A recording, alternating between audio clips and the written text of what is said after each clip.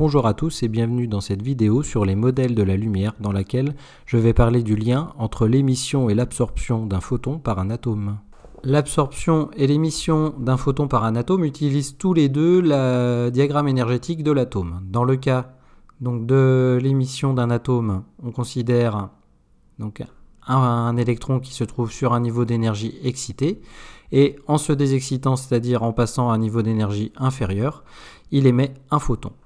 Alors que dans le cas d'une absorption de photons par un atome, dans le même diagramme énergétique, cette fois, un électron qui se trouve sur un niveau bas ou sur le niveau fondamental, en absorbant un photon, va passer à un niveau d'énergie supérieur, ici.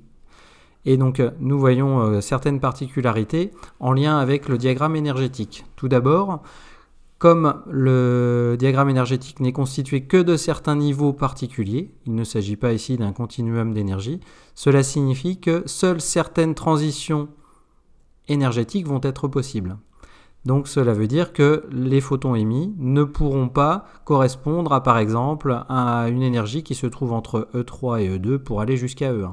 Cela ne peut venir que de niveaux fixes qui vont donc l'un vers l'autre, donc 4, 3, 4, 2, 4, 1 ou 2, 1, 3, 1, 4, voilà. Donc uniquement certaines radiations ne seront autorisées. C'est la raison pour laquelle nous observons un spectre de raies colorées.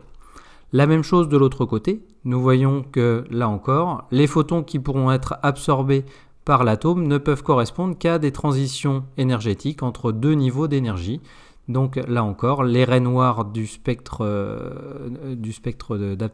d'absorption d'un atome correspondent bien donc à ces différentes transitions énergétiques. Et enfin, une dernière chose à noter, c'est que pour un même atome, le diagramme énergétique étant le même, donc qu'il s'agisse d'absorption ou d'émission, les longueurs d'onde associées aux photons absorbés ou émis vont être les mêmes. Cela veut donc dire ici que un atome ne pourra absorber que les photons qu'il sera capable d'émettre. Donc, c'est-à-dire ici, un électron peut absorber ou émettre un photon uniquement si l'énergie du photon correspond à la différence d'énergie entre deux niveaux. Et enfin, un électron ne peut absorber que les photons qu'il est capable d'émettre.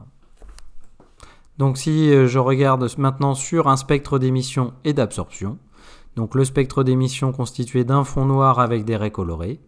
Ces raies colorées donc, correspondent aux photons émis par des excitations d'un électron. Si je prends le même élément, donc ici il s'agit du mercure, et que je prends son spectre d'absorption, je me retrouve avec un spectre qui a cette allure-là. Et cette fois, les raies noires vont correspondre aux photons absorbés par excitation d'un électron. Et en regardant donc, les deux spectres superposés l'un au-dessus de l'autre, nous voyons bien que les raies colorées du spectre d'émission correspondent bien aux raies noires du spectre d'absorption. Il y a donc coïncidence entre les deux, ce qui veut bien dire ici que les photons que les atomes de mercure sont capables d'émettre sont les mêmes photons que ceux qu'il est capable d'absorber.